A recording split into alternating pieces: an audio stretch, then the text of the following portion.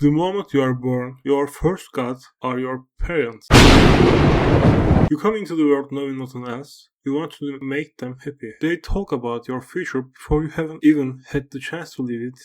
This kid is going to be successful, a doctor, an engineer, a footballer, a lawyer. That's when you begin trying to make other people happy. You clean the house while your mom is at work. You show off basketball tricks in front of your dad. They proudly present you to their friends. Our kid is so talented, he started talking so early. Go on, show them how you talk. You are constantly competing with other families' children.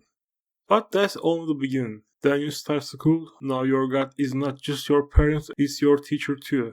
You want to learn how to read and write before everyone else. You compete with your classmates. You want to impress your parents and your teacher. You try your hardest to get perfect grades, so they won't stop seeing you as the smart, honest, hardworking child they imagined. But even that is not enough. Even if your grades are excellent, they focus on every mistake you make during the day. If you fix that, they will expect something else. You are just a child. You are supposed to make mistakes. But they never give you permission to. They don't let you be a kid. They will never. You are constantly compared to your siblings or your friends. No matter what you do, you are never enough. As you grow older, your hormones and your emotions begin to change. While your family expects you become a religious, hardworking, successful, heterosexual person, your own thoughts begin to appear. You realize you have never really been yourself. You have only been the person they wanted you to be. And eventually, that version of you starts fighting against who you really are. So you stop caring. You don't want to study anymore. You start lying. You want to fall in love, get drunk, have fun, travel, make mistakes, actually lie. And then what happens? If you are a girl, your father starts hating the woman you are becoming. If you are a boy, you are labeled as lazy and useless. But if you have noticed something, true to this entire process, you were always the one being judged. But their mistakes, the mistakes of gods are never questioned. Then everything changes.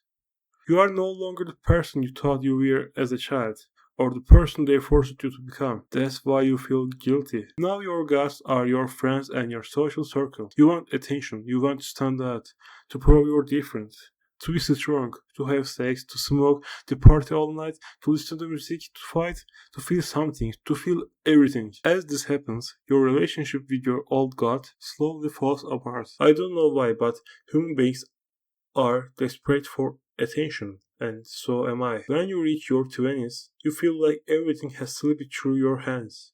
You feel regret. You feel like it was all for nothing. Now your God is regret. The same family that convinced you as a child that you were destined for an incredible future now makes you feel like a failure because you became none of those things. But they don't feel guilty because they are gods. Then you fall deeply in love with someone. You become completely attached. Now they are your God. You want to become the kind of person they would love. You want to be like them. You want to be happy with them forever.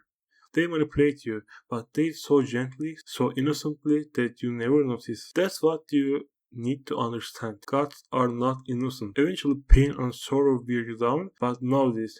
No God is preparing a happy ending for you. Especially during this stage, your God becomes something else. Not someone you can see, not someone you can hear.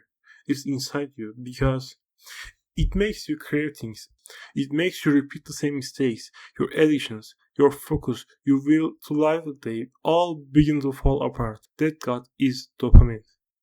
Now it's the one controlling you. You know how to defeat it by giving up fake happiness and choosing to genuinely challenge yourself, but that's incredibly difficult because your entire life has been controlled by God. Actually, this whole idea and this scenario sounds ridiculous, but I want to leave you with one thing. Gods are not good, and the only God that never lies to you is dead. You should know that.